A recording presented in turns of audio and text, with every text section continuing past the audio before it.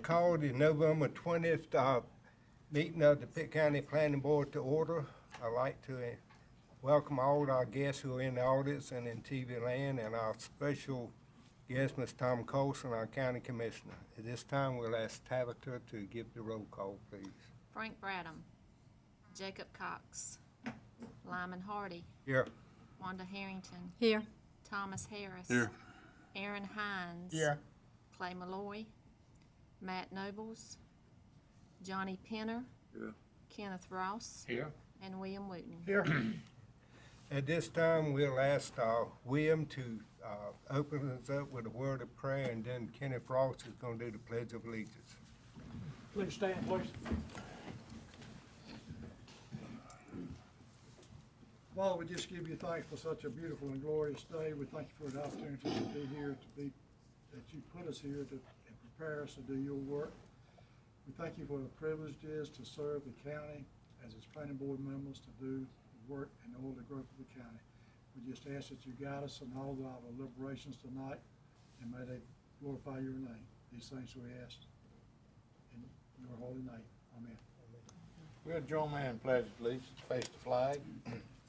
I pledge allegiance to the flag of the United States of America and to the republic for which it stands, one nation, under God, indivisible, with liberty and justice for all. Thank you, Mr. Wooten and Mr. Ross. First thing on the agenda is the approving of the minutes for the October 16th meeting. Do I have a motion on the floor? So moved. Got a second? Second. Got a motion and a second. All in favor of approving minutes, let it be known by raising your right hand. Okay. Planning Board appointees, James.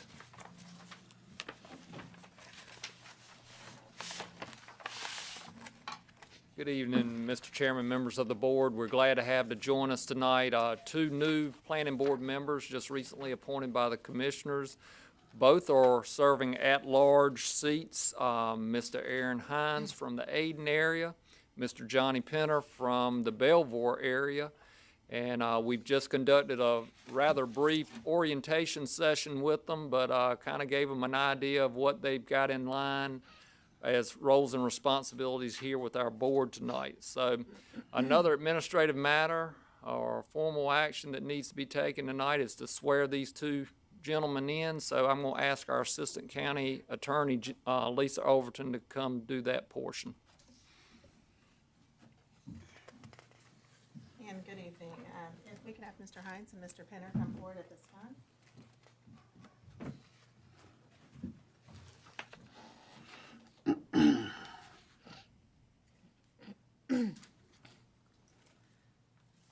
And if you will come around here and place your left hand on the Bible and raise your right hand. And I'll ask that you repeat after me if you guys want to go ahead and get this together here. I, please state your name, I, Aaron Hines, do solemnly swear do solemnly swear that I will faithfully discharge the duties that I will faithfully discharge the duties of my appointment as a member of the Pitt County Planning Board. My appointment as a member of the Pitt County Planning Board. That's correct. According to the best of my ability according to the best of my ability and according to law, and according to law. so help me God. So Help me God. Thank you. And welcome. Thank you. Thank you. Next business is a rezoning request. Eric?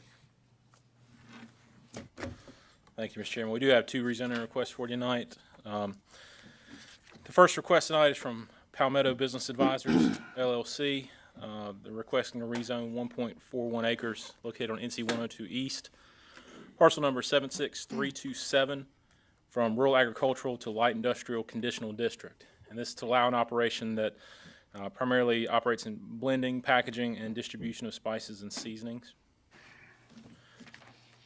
This is subject property highlighted in yellow on your screen. You can see it's on NC 102. It's just south of the intersection with Madison Hardy Road. There is an existing building on the property, and I'll talk a little bit more about that in just a second.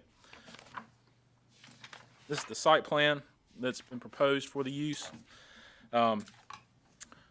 property line outlined in red here, and I'm just going to sort of highlight some other areas. In the blue, you see there is the existing one-story metal building. This was previously operated as a commercial use. There's also an existing paved parking area by the building. The septic system for the use itself, the system and the repair are both located off-site. And with that, there's also a 15-foot access and force main easement to access those systems. This is the building itself. As you see, it is a one-story metal building. Just to give you a little history behind it, it was originally permitted as an accessory building, and it was at one point converted to the commercial use. The former occupant was, I think he operated like an HVAC mechanical contractor's business, which was permitted in that current zoning district. We permitted it for that business we permitted the business back in 2008 or 9, and we issued zoning on it. The problem was, however, he did not go through with the building permit to convert it to the commercial use. It used to be a residential accessory building. We've talked with the applicant. They're aware of that.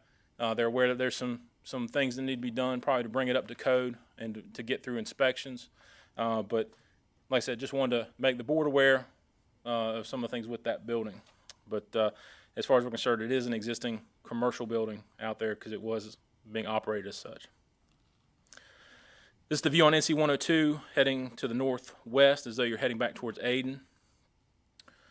The view to the southeast as though you're heading back towards Stokestown St. John's Road. This is an existing house that's located next to the building. The person that lived in this house was the former owner of that metal building. So these properties used to be tied together. Also, if you can see, you might be able to see here, next to the house is the mound system for the building. So that's the septic system area. The house and the building, they are on separate systems. So even though this system is on the same property as the house, they do not share that system. So I just wanted to make the board aware of that as well. This is another existing house that's adjacent to it. This is across the road on NC 102. And then also some existing undeveloped property or slightly wooded property across the street as well. The future land use map designates it as rural residential agricultural. You can see that that's pretty much the entire area surrounding it is designated as such. That district is intended to include low-density residential, agriculture, forestry, churches, very limited commercial, office, or public institutional uses that meet locational criteria. And for these purposes, the locational criteria would include frontage and access to a major state highway or secondary road, location of a major intersection, proximity to similar uses, and spatial separation from non-compatible uses. The existing land use map, you see that the property itself is designated as commercial as an existing land use. There's a few residential land uses, but predominantly it's going to be agricultural or wooded farmland or undeveloped land. The zoning map, you see, it's almost entirely rural agricultural in the area. And the proposed district, the light industrial, is intended to accommodate limited manufacturing and warehousing, wholesale and related commercial support uses that have little or no adverse impact upon the surrounding properties. That district is intended for areas that have access to major thoroughfares and, again, the necessary utilities to support that development. It is also a conditional zoning district, as I mentioned. This type of district allows for the approval of a proposal for a specific use with reasonable conditions to ensure the compatibility of the use with the neighboring properties. And again, the proposed use under the zoning ordinance is classified as manufacturing of food and related products, and that's permitted under the light industrial district.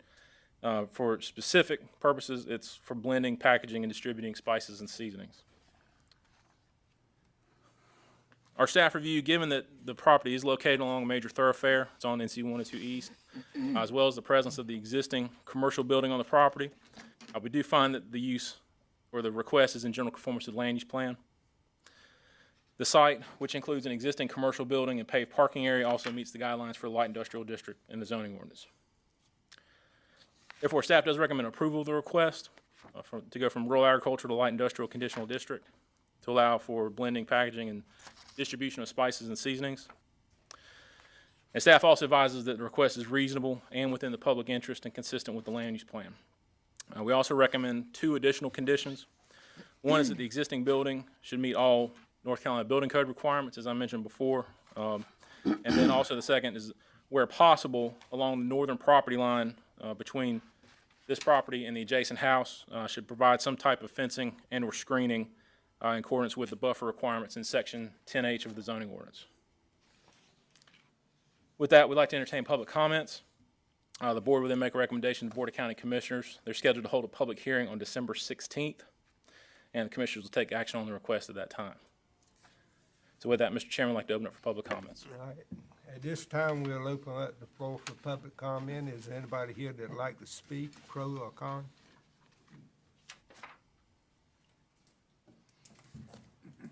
State your name, please. Thank you, Mr. Chairman and members of the Planning Board. I appreciate the opportunity to speak in favor of the request by Palmetto Business Advisors and Signature Seasonings, LLC. Excuse me. What's your name? My name is Brad Hufford. I'm the Associate Director for Business Retention and Expansion with Pitt County Development Commission. Okay, thank you. Formerly served as the Community and Economic Planner for the town of Ayden. And I've worked with Al Anderson and his team on this important economic development project for the last several months. Although this project is outside of Ayden's extraterritorial jurisdiction, the town of Ayden is supportive of this project and requests for rezoning for a variety of reasons. The proposed use of the building as a spice blending facility would have minimal impact to adjoining neighbors, with no outside noise, smells, vibration, or lighting associated with the business use. NC Highway 102 already experiences a large amount of truck traffic, and deliveries and shipping to the site would be minimal. The use of the existing commercial building as an active business location would improve the property value and prevent the building from further neglect from lack of use. As an economic development project, the zoning would help to diversify the manufacturing base of the southern part of Pitt County. The company will provide jobs and investment in a community that sorely needs it. The use as a spice blending facility would greatly complement the emerging food cluster that the town of Ayden is working to foster in that community. Therefore, I asked your consideration for the application positively and recommend approval of the zoning request as submitted. Thank you, Brad. Anybody else? Okay, I'll close the public comment and turn it over to the board for any comments. Yeah, I was pro or con. Anybody got any questions for Eric? I'll entertain a motion. Move to approve. Second. Got a motion to approve and second. All in favor, raise your right hand. Good. Motion approved. Thank you, Mr. Eric. Next is Danny Spain. Mark, you doing that?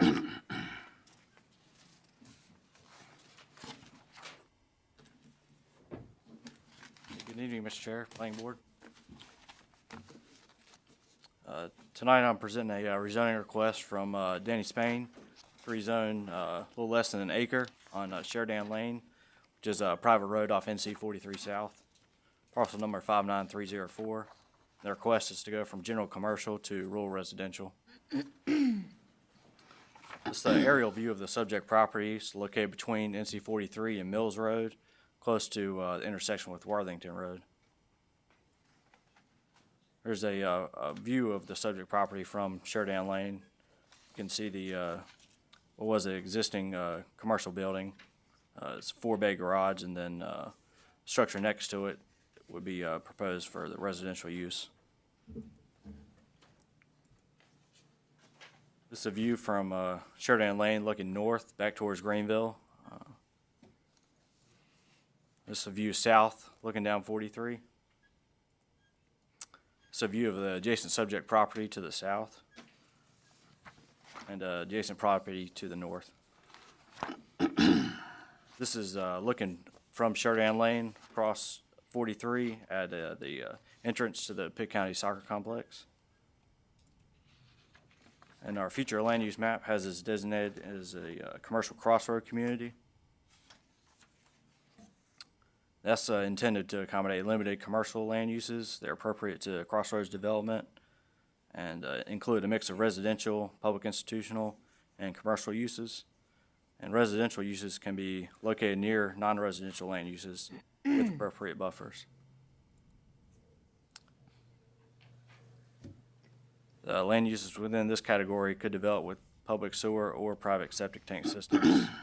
And this category is designated at prominent crossroad locations throughout the county where existing commercial development provides goods and services to a larger surrounding population. This is a map of the existing land use. You can see the subject property is zoned commercial now, surrounded by residential. You have D.H. Conley High School located across 43, as well as the recreational zone that is the soccer complex, and a couple of other existing commercial parcels that are at the intersection of Worthington, Mills, and 43. Our current zoning map has more commercial concentrated closer to that intersection, with the rest being residential. And what's being requested is rural residential district. That's intended to accommodate low-density single-family residential uses. They're associated supporting public and institutional uses in areas that generally do not have access to public or community water and sewer systems. Given the subject property's proximity to existing residential land uses, the request is in general conformance with the land use plan, and the site meets guidelines for rural residential in our zoning ordinance. So therefore, staff recommends approval of the request by Danny Spain to rezone 0.94 acres located on the southern side of Sheridan Lane from general commercial to rural residential. And we advise that the request is reasonable and within the public interest and consistent with the comprehensive land use plan and other applicable plans. And now we'll open up for public comments, and then planning board will then make a recommendation to the county commissioners, and the commissioners will hold their meeting on the 16th and take action on the request at that time. Thank you, Mark. At this time, we'll open the floor for public comment. Does anybody like to speak on this subject? If not, we'll close the floor for public comment and turn it over to the board for comments. Mr. Chairman, I'd like to thank Danny, 'cause he's, that's gonna be his residence. He's living in a house trailer right across the street. He's gonna build up a nice house there, and I think it's appropriate that he has, and I've talked to several people in that neighborhood, and everybody's for being residential. Anybody else? All right, this time I entertain a motion. So moved. Got a motion and a second. All in favor, raise your right hand. Okay, motion approved. Thank you. Thank you, Mark. Okay, Eric. Planning matters.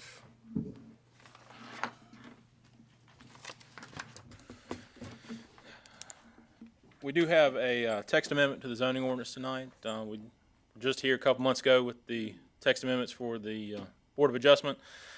This was a request on behalf of American Tower to amend Section 8 NNN of the zoning ordinance, which addresses radio, television, or communication towers over 60 feet in height. And in the majority of the cases when we're talking about this category, we're talking about cell towers. So that is the main focus tonight. And the following proposed amendments do represent the request from American Tower, as well as some other minor edits that we've made as staff. So if you look in your agenda packets, I'm not going to go through each one specifically, but I'll hit the highlights. On page 42 in your packet, we've got a summary of the proposed amendments. Some of the amendments are really just to fix some reference numbers that were incorrect. I'll go through those in a second. But if you go down to number 3, to amend Section 8 NNN subsection 4, this amendment is proposed to amend the setback requirements to a distance is equal to the height of the tower.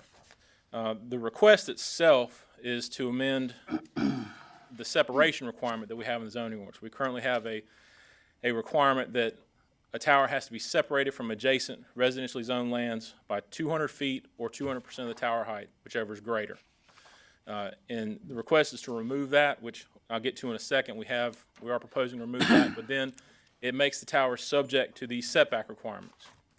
And in the ordinance, currently, it states that the setbacks are the minimum building setback lines for that district. So you're talking 40 feet off a state maintained road, 10 feet off the sides and rear. And for something that's a 200-foot tower or, upwards of 300 feet, that's not appropriate, particularly if there were some type of catastrophic failure where the tower were to fall. We want to make sure that it's falling on that property and not on somebody else's property. So what we proposed is to amend the setback requirements to be a distance equal to the height of the tower, so that in theory, if that tower falls, it will fall on that property, and it will not fall across the property line. Also, the ordinance had a provision for modifying the setback requirements. Said where in locations where it will reduce the visual impact can be accomplished, such as if it's adjacent to trees. Well, trees aren't going to do anything in terms of stopping the tower from falling across the property line. So we're removing that section for the modification, so that all towers will basically be just subject to that one setback equal to the height of the tower. The next one will be number 4 in the packet. It's amend section 8, NNN, subsection 6. And again, this is to remove that separation requirement from the adjacent residentially zoned lands. Again, with 200 feet or 200% of the tower height, that's excessive. It's not consistent with what other jurisdictions require in terms of setbacks for towers. And it's difficult to place a tower on a piece of property that has to meet that requirement. So, for instance, if a company wants to place a 250-foot tower on a piece of property, they then have to have a 500-foot setback on all sides. And to find a piece of land where they can place a tower is very difficult for them. And these towers are becoming more and more like a utility as opposed to a private business. So there is a need to have these types of uses in these towers. So trying to work with them as much as we can. We believe that we can take out that separation and have the setback at the tower height and be okay. This amendment to this section also removes the separation requirement between towers, where it modifies the requirement between towers. Currently, depending on the type of tower, you can either have to be 750 feet away from the nearest tower or 1,500 feet. We're trying to simplify that. We're requiring in this amendment to have one separation of 1,500 feet between towers. So it doesn't matter if it's a monopole tower, a lattice tower, or a tower that's up with guy wires. It would meet that. It would have to have that one separation.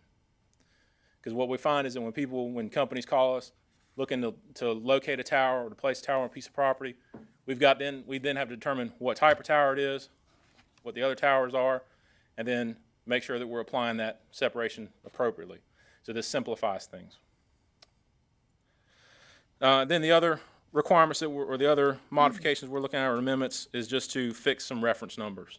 When we added solar farms to our ordinance earlier this year, it changed the number of the subsection requirement or section numbers. And what we found when doing this is that we didn't go in this section and change the section numbers to meet where it bumped that section down one. So they're all showing MMM instead of NNN. So we're proposing to just go through and make those changes to those sections. So with that, Mr. Chairman, we are recommending to forward the draft amendment language to the Board of County Commissioners with a favorable recommendation. And we'd like to entertain public comments now. The Commissioners will be holding a public hearing on December 16th as well, and they'll take action on the request at that time. And we do also have Mr. Tom Johnson is here on behalf of Nixon Pruitt, who submitted the request, and he's got a few comments for you tonight, I believe, as well. So, Thank you, Mayor. This time we'll open it for public comment. Mr. Tom Johnson.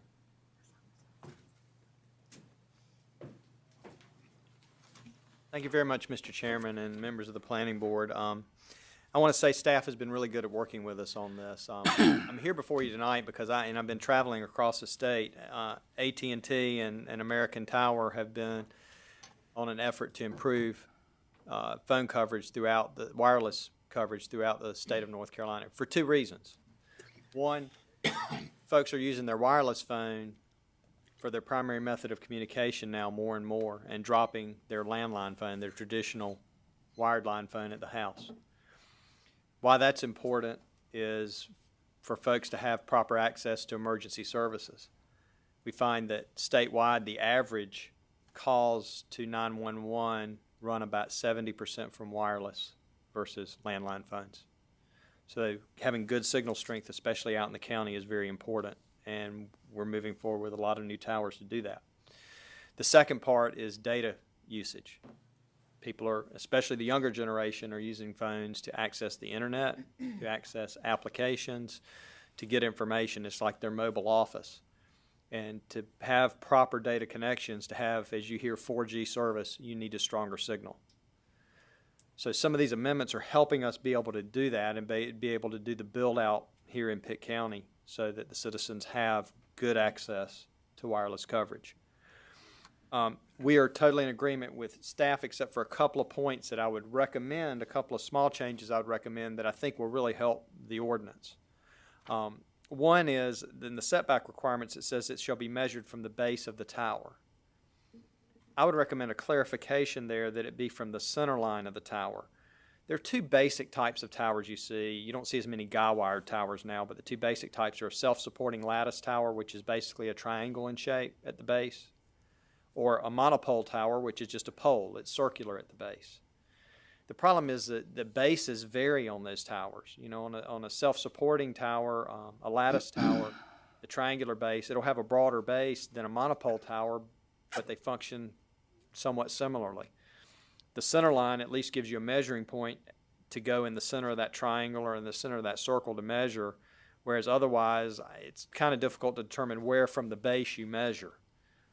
So typically in the typical ordinance we see does measure from the center line of the tower to measure that setback. So I would recommend that as a small change in that setback requirement. The second thing, the 1,500-foot separation requirement. As a general rule, we don't have any problem with that. I think it's a reasonable requirement, especially in the rural areas of the county. But I will make you aware that in the past year, we had to go to the city of Fayetteville and ask for, they had a similar 1,500-foot separation requirement. We had to go to the council and get that amended so that the council could, on a case-by-case basis, waive that separation because we had a tower that actually was full and had no other space on it. And so we had to put a tower up next to that existing tower in order to create more room for additional carriers to be on that tower. So in the rural areas, it's not as much of an issue. As you get in Pitt County, as you get closer to the city of Greenville, you're going to have more of an issue with that potentially in the future. I would recommend the opportunity, either it comes to this board or the Board of Adjustment, just to ask for a waiver in an appropriate circumstance because not always one size fits all. But again, I'll leave that up to this board. You know, the 1,500 is not generally, as a general rule, is not an onerous requirement. But I do know from personal experience there was one instance where it became a problem. And if that did come up, it would just lead to another text amendment. We'd be coming back up here for another amendment to the ordinance. So those, aside from those two comments, I mean, I, like I say, appreciate staff support. And these are good changes to the ordinance. They will help tremendously in being able to get the towers in the county where they're needed. And I'm open to any questions that you may have. In your line of work, what size height towers are you seeing? Typically what's happening in the rural areas right now are in the range of 250 to 300 feet because with less population density, you go higher so you can cover a greater area per tower. As you get into the cities, the tower heights come down. You'll see more 195-foot monopole towers and even shorter towers. There's one down by Greenville Utilities. It's what we call a slick pole where the antennas are hidden within it, and it's a fairly short pole. But where you have a population density, you can afford to do that. But I'm doing these across the state. We just got 8 approved, or 7 of 8, and we'll probably get the 8th one this month, approved in Franklin County to help cover their rural areas. And they were all 300-foot towers, and basically there were areas of the county that had no service, and they're getting service now. And that type of thing is happening here in Pitt County. In fact, there are 2 sites we're looking at here that we're really close to getting approved, but that 200% tower height buffer would prevent those towers. But with this, we'll be able to put those towers up, and it will provide some significant service where there just is none now. Anybody have any questions for Tom? Well, down here in the southern part of this county, that's where you got a lot of problems. Have y'all looking down that way? We're looking that way. I mean, we're looking in all areas. I mean, the ones I've gotten right now, the ones we've looked at are basically in the Stokes area, but I know the southern part is part of that plan too. Get out like Clay Root and the Garnersville, they Right. have problems back in there. Exactly. And I know exactly what you're talking about. And slowly but surely, this is a 3-year build plan that AT&T has. In fact, we just got one approved this week in Stantonsburg. Stantonsburg effectively has no service because I was there for meetings and I know personally I didn't. And the inspections people for Wilson County who use wireless phones to communicate with their inspections department had no service out there. And when we called them about getting a building permit, they said, thank goodness we need it there. And I know what you're talking about in the southern part of the county, and I'll take a look at that. I know I have not seen those specifically come up, but I'm sure that's part of this 3-year build plan, and we'll be coming back with those. Anybody else? Thank you, Tom. Oh, you're certainly welcome. Thank you very much. At this time, we'll close the floor for public comment. Eric, is this something that this board needs to vote on, those 2 recommendations? Or If the board would like staff to add those, that is something that would need to be made part of the motion. Yes, sir. We as staff feel like we're still in favor of the language as it's proposed, but again, we'll leave that up to the board to determine if we need to add anything else to it. Is that request reasonable? I mean, would you have a strong objection to it? We need to bring it back to you later or what? Well, the only issue we have with particularly with the waiver as far as putting towers closer together is that we're trying to simplify the process, and adding another layer onto that sort of complicates it a little bit more. Plus, we feel like if there's truly a hardship that's associated with it, say if it was in a height overlay district where the height of the tower was restricted and therefore keeping them from adding any more carriers to it, we do have variance procedure they could possibly go through as well to try to vary that that setback. So we as staff, we're comfortable with the language as it's proposed, but if the board determines to add some more, we'll certainly do that as well. I'd like to propose that we accept the recommendation of staff with the change to measure from the baseline, center line of the antenna only, and in lieu of the base. That seems to be a reasonable request. Mm-hmm. And our only issue with that was that if a tower were to fall, particularly if you have the self-supporting lattice where it's generally in a triangular shape, or even the monopole where it's round, that tower is not going to tip over from the center point. It's going to tip over from the edge. And so if it's a 20-foot base, then it's going to fall 10 feet further from the height of the tower. So that was our only concern with that. Or the minute the tower's got a 10-foot base? I think it just depends, and Mr. Johnson can probably speak to that as far as the design of I'd like them. to know. I'm sorry, what was that question? Or the minute tower's got a 10-foot base? The monopole towers could have a 10-foot in diameter base to them, the larger ones. But typically, I mean, these towers have been through Hurricane Katrina.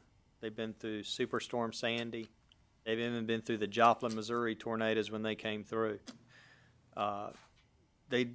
If anything happens to them, in those big storms, they tend to get hit by flying debris and bend. They don't tend to fall flat like a pancake in any event. They tend to kind of bend and mangle within themselves, or they'll bend over on themselves. In Superstorm Sandy in the Northeast, American Tower lost no towers in that storm whatsoever. I mean, they're built to such strong standards. Your utility poles and your utility transmission lines are going to come down before these towers are. They're built to so much more stringent standards. And my personal experience here with Hurricane Floyd was the problem is getting power out to the towers. The towers were the only method of communications at that time, the wireless system, because the telephone lines were down. And I personally had to try to help to get the National Guard to float a generator out to sites to keep the service going. So these towers are there, they're meant to be there, they're meant to stay there, and it's not, I don't know that I've ever seen one to fall flat, not that they couldn't have, if, anything can happen and anything can have a defect in it, but the typical way that it is they'll just bend. They'll just bend over, and that's really not a concern. And you're talking maybe a 5-foot difference. I just don't. It's just easier to measure from that point, and across the ordinances I deal with, and I do this across the state, it's typically measured from the center line because the engineers can very easily have a reference point that they can go to and make it real easy. So that's the only reason I was suggesting that part. Thank you, Tom. Any more comments or questions? I'll second Bud's motion. Bud, was that in the form of a motion, buddy? Yes. We have a motion on the floor and second to change the heading, the writing from the base to the center of the base, right? Is that correct? Yeah. Is that correct, Bud? Center the pole. Center line. Center line, yes. Okay. All in favor, let it be known by raising the right hand. Opposed, the same. Motion carried. All right, thank you, Mr. Chairman. Okay, information items, Mr. James Rogan. Thank you again, and as we mentioned to the new planning board members, we typically come back to report back to you monthly to let you know how things progressed on through the commissioners for those items you dealt with the previous month. And a few things here. First up would be the Pitt County zoning ordinance amendments. That, of course, dealt more specifically with the Board of Adjustment and the statutes that regulates that board. And actually were some well-needed requirements that were changed by the legislature this past year, and in turn, we had to put it in place in our ordinance. So that was approved by the commissioners last month. Next up, the subdivision ordinance amendments for street maintenance. This has been an ongoing study over the last 18 months or so, where we had recognized there were problems with street maintenance, specifically for streets that were proposed for public maintenance. In turn, what has happened from this, the commissioners did agree with the committee and also the planning board's recommendation to require a 15% financial guarantee for those improvements that went in for the streets. So if you had a $100,000 street improvement to go into a particular subdivision, the county would in turn hold, if they were proposed public streets, would hold $15,000. So that would we'd hold that until the time the DOT took over those streets for maintenance. We also, as part of those amendments, require an annual inspection process, which of course the intent with that is not to let these small problems grow into larger ones. So we're very pleased to have those amendments in place, and we'll be reporting back to you. Certainly as you deal with a new subdivision plan that have these proposed public streets in the future, that's going to be one of the conditions that would be attached to it, the maintenance guarantee. Another item, another land use that's become fairly popular here in the county are solar farms. We have had one request to come through. It's a conditional use permit that went straight to the Board of Commissioners for consideration. And in turn, it's taken a bit of time for that to get underway. And they did request a 6-month extension on that, and that was approved last month. Also mentioned to our new planning board members, and you are already aware of the existing members, that we're currently in the process of developing a regional hazard mitigation plan, not only for Pitt, but for the surrounding counties. And we do have a new consultant that's joining us with that. That's Holland Consulting Planners, and we've had our organizational meeting just within the last week, and we're off to a good start with that. And we'll start meeting in smaller county meetings over the next couple of months to start this planning process. Also, speaking of Hurricane Floyd earlier, we're back in the process of buying out properties once we get approvals. We've got 2 different grant applications that are currently being considered, one that was just recently approved. The one that's in your package tonight is for a second one for about 13 properties, and they're scattered throughout the county. This, of course, is to get folks and property out of harm's way, particularly flood-prone areas. So if those items are approved, we'll be buying those properties out within the next year or two. The other items, Mr. Chairman, are just for your review, our monthly report and several other correspondences, newspaper articles that you might be interested in. And just would like to invite everyone, certainly the viewing public, to join us on our webpage, and you can see that address on the screen now. A lot of information, everything from our minutes to ordinances and regulations, and you can also contact us on there, of course, as well. So that's all we have for tonight. Thank you, Mr. James. I'd like to welcome the new members, Mr. Hines and Mr. Penner. Anybody else have anything for the good of the board? I'll entertain a motion to adjourn. So moved. Got a motion and a second. Meeting's adjourned.